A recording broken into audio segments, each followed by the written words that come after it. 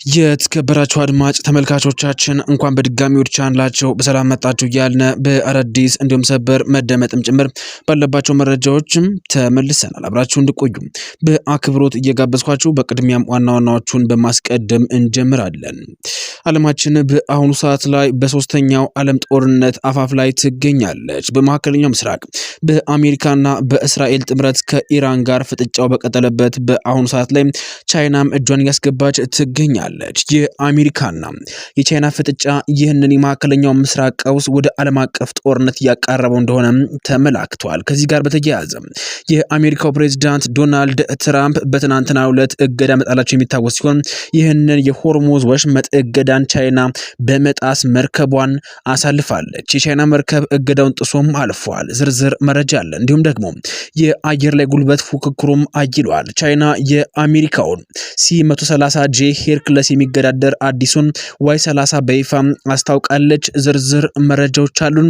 አብራችሁን ስትቆዩም የምታዳምጡት ይሆናል። እንዲሁም ደግሞ ዩናይትድ አረብ ኤምሬትስ በአነጋጋሪ መግለጫም ተመልሳለች። መፍትሄው የእግረኛ ጦር ነው ስትልም ተደምጣለች።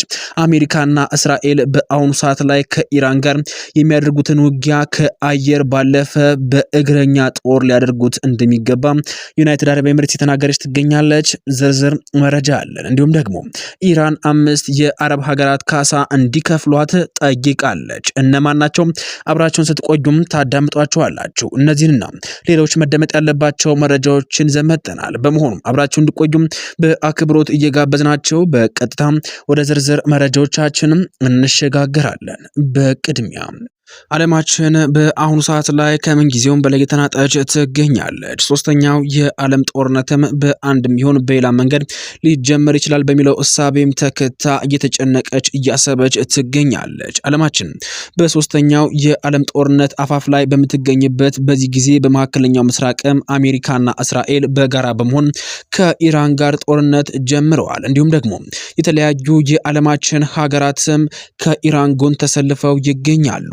የአሜሪካና የቻይና ፍጥጫ ቀውሱን ወደ ዓለም አቀፍ ጦርነት እያቃረበውም ይገኛል። በመካከለኛው ምስራቅ የተቀሰቀሰው እሳት አሁን መላውን ዓለም ወደማይወጣበት አዘቅት ውስጥም ሊከተው የሚችል አደገኛ መልክ ይዟል። እስካሁን በኢራንና በአሜሪካ መካከል ብቻ ተገድቦ የነበረው ውጥረትም ቻይና በጉዳዩ ውስጥም እጇን ማስገባቷን ተከትሎ ቁጥጥር እየጠፋበት እንዲሁም ደግሞ ከቁጥጥር እየወጣ ይገኛል። ዋሽንግተን ለቤጂንግ ያስተላለፈችው ጠንካራ ያለ ማስጠንቀቂያም የሁኔታውን አሳሳቢነት ከቀጠናው ግጭት አልፎ ወደ ዓለም አቀፍ ሀያላን ፍጥጫ በቅጽበት ቀይሮታል። ይህ አዲስ ክስተትም በዓለም የፖለቲካ መድረክ ላይ ያለውን የኃይል ሚዛን ሙሉ በሙሉ ያናጋ ሲሆን ነገሩን ያከበረው ደግሞ በአሁኑ ሰዓት ላይ በመካከለኛው ምስራቅ የሚገኘው ጉዳይ ማለትም የኢራን ጉዳይ መቋጫ ሳያገኝም ሌላኛው ግዙፍ ኃይል ቻይና ወደ ስዕል መግባት የጥፋቱን ስፋት ወደ ከፍተኛ ደረጃ አድርሶታል። በአሁኑ ወቅት የሁለቱ ወገኖች ፍጥጫ ከቃላት ጦርነት አልፎ ወደ ተግባራዊ ኃይል መለካካት የተሸጋገረ መሆኑም ይታያል። አንድ ያልተፈታ ችግር ከሌላ ትልቅ ኃይል ጋር ተሳትፎ ጋር ሲደራረብ ሁኔታዎችን በሰላማዊ መንገድ የመቆጣጠር እድሉን በከፍተኛ ሁኔታ እያጠበበ ይሄዳል። በርካታ ሀያላን ሀገራትም በአንድ ጊዜ ወደ ምላሽና ወደ ወታደራዊ ዝግጅት መግባታቸው ደግሞ ግጭቱ ከተጀመረው ዓላማ ወጡ ወደማይታወቅ ዓለም አቀፍ ቀውስ እንዲፈነዳ መንገድ እየከፈቱ ይገኛሉ። አሁን ላይ ዓለም እጅግ አሳሳቢና ጥንቃቄ የሚሻ ዲፕሎማሲ መስቀለኛ መንገድ ላይ ሆናም ትገኛለች። ቻይና በአሁኑ ሰዓት ላይ የአሜሪካው ፕሬዝዳንት ዶናልድ ትራምፕን እገዳ በመጣስ መርከቧን አሳልፋለች። የቻይናው መርከብ እገዳውን ጥሶም አልፏል። የብሉምበርግ ዘገባ እንደሚያመላክተው የአሜሪካ የባህር ኃይል በሆርሙዝ ወሽመጥ ላይ የጣለውን እገዳ ተከትሎ አንድ በአሜሪካ ማዕቀብ የጣለባትና ከቻይና ጋር ግንኙነት ያላት የነዳጅ መርከብ እገዳውን ጥሳም አልፋለች። መርከቧ ሪች ስቴር የተባለች ሲሆን ቀደም ሲልም ፉል ስታር ትባል የነበረች መርከብ በ2023 የኢራን ነዳጅ ላይ ጣለውን ማዕቀብ በመጣስም ተግባር ላይ ተሳትፋለች በሚል በአሜሪካ ጥቁር መዝገብ ውስጥ የገባች መርከብ ናት። የመጀመሪያው ሙከራ ሰኞ ዕለት እገዳው ተግባራዊ መሆን ሲጀምር መርከቧ ወደ ወሽመጡ ተጠግታ የነበረ ቢሆንም በአቅራቢያው ወደሚገኝ የኢራን ቀሽም ደሴት በመመለስም ጉዟን አቋርጣ ነበር። ሁለተኛው ሙከራና ስኬት ከጥቂት ሰዓታት በኋላ ግን መርከቧ አቅጣጫዋን በመቀየር የቻይና ባለቤትነት የቻይና ሰራተኞችን እንዳሏት የሚያሳይ ምልክት ብሮድካስትም እያሳየች እገዳውን ጥሳ ወደ ቻይና አምርታለች። የእገዳ ሁኔታ ይህ በፕሬዝዳንት ትራምፕ የታወጀው የባህር ላይ እገዳ የኢራን ነዳጅ ኤክስፖርት ለማፈን የታለመ ቢሆንም ይህ ይህች መርከብ ማለፏ የአሜሪካን ጥብቅ ቁጥጥር የመፈተን አዝማሚያ እንደሆነም ተገልጿል።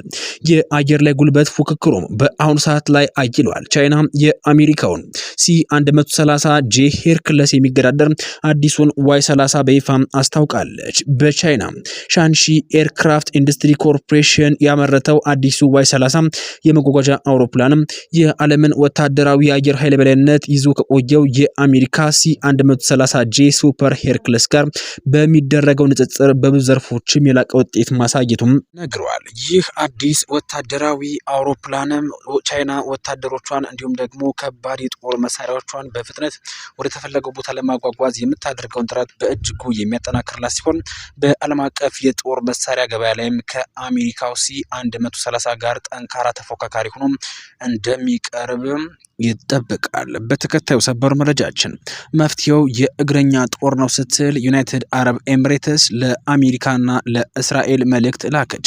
ከኢራን ጋር በእግረኛ ጦር ካልተደረገ በስተቀር ምንም አይነት መፍትሄ የለም ሲሉ የሳውዲው ንጉሳዊ ቤተሰብ ለኤን12 ገልጸዋል። እንደ ኤሮፓያን አቆጣጠር በ2003 በሳዳም አገዛዝ ላይ የተካሄደው የመሬት ላይ ጦርነት በኢራን ላይ መደገም አለበት ሲሉ ይህ ሳውዲ ንጉስ ቤተሰብ ገልጸዋል። የኢራን መንግስትም የኒውክሌር ዓላማ ስላለው በጣም አደገኛ ነው ብለዋል። ለዚህ ብቸኛው መፍትሄ ወደ ኢራን እግረኛ ጦር ማስገባት ነው ሲሉም ብቻ ነው ሲሉም ሌላ መፍትሄ የለም ሲሉ የሳውዲው ንጉሳዊ ቤተሰብ ለኤን12 ገለጻ አድርገዋል። በቀጠለው በመካከለኛው ምስራቅ ጦርነት ኢራን 5 የአረብ ሀገራትን ካሳ እንዲከፍሏት ጠይቃለች። ኢራን የተባበሩት መንግስታት ድርጅት አምባሳደር ባወጣው መግለጫ ባህሬን፣ ሳውዲ አረቢያ፣ ኳታር፣ የተባበሩት አረብ ኤምሬትስ እና ዮርዳኖስ በኢራን ላይ የተካሄደ ባለው ጦርነት ተሳትፎ አድርገዋል ሲሉም ከሰዋል። አምባሳደሩ እነዚህ ሀገራት በኢራን ላይ ለደረሰው ጉዳት ተመጣጣኝ ካሳ እንዲከፍሉ በይፋ ጠይቀዋል። ይህ ጥያቄ በመካከለኛው ምስራቅ ለረጅም ጊዜ የቆየውን የዲፕሎማሲ ውጥረት ወደ አዲስ ምዕራፍ ያሸጋገሩ ሲሆን የቴህራን አቋም በቀጠናው ሀገራት መካከል ከፍተኛ ቅሬታን ሊቀሰቅስ እንደሚችልም ከወዲሁም እየተገመተ ይገኛል። ኢራን እነዚህን 5 ሀገራት ለምን እንደከሰሰችም ዝርዝር መረጃ ባይሰጥም እንኳን በቅርቡ ጊዜ በተከሰቱ ወታደራዊ ግጭቶች ወቅት ሀገራቱ ለአሜሪካ ወይም ደግሞ ለእስራኤል የሰጡት የአየር ክልል ወይም ደግሞ ወታደራዊ ድጋፍ ለክሱ ምክንያት ሊሆን እንደሚችልም ተንታኞቹም ይገምታሉ። ይህ ካሳ ጥያቄ ለቀጠናው ሰላም ለማምጣት የሚደረገውን ጥረት ሊያናቅፈው እንደሚችልም ስጋት የፈጠረ ሲሆን ተከሳሽ ሀገራቱ ለኢራን ጥያቄ እስካሁን ድረስ የሰጡት ይፋዊ ምላሽ የለም። እነዚህ 5 ሀገራትም ባህሬን፣ ሳውዲ አረቢያ፣ ኳታር፣ የተባበሩት አረብ ኤምሬትስ እና ዮርዳኖስ ከኢራን ጋር በተያያዘ በአሁኑ ሰዓት ላይ በስፋት ስማቸው የተነሳ ይገኛል። እነዚህ 5 ሀገራት አሜሪካ የራሷን ጦር ቤዝመንት ያለባቸው ቦታዎች ሲሆኑ ከዚህ ጋር በተያያዘም በአሁኑ ሰዓት ላይ ኢራን ከነዚህ ሀገራትም የጦር ካሳ እየጠየቀችም ትገኛለች። በቀጣይ በተረጋገጠ እንዲሁም ደግሞ መደመጥም ጭምር ባለበት መረጃ እስክንገናኝ ድረስ ለአሁን በዚህ አበቃን። ሰናይ ጊዜን ተመኘን።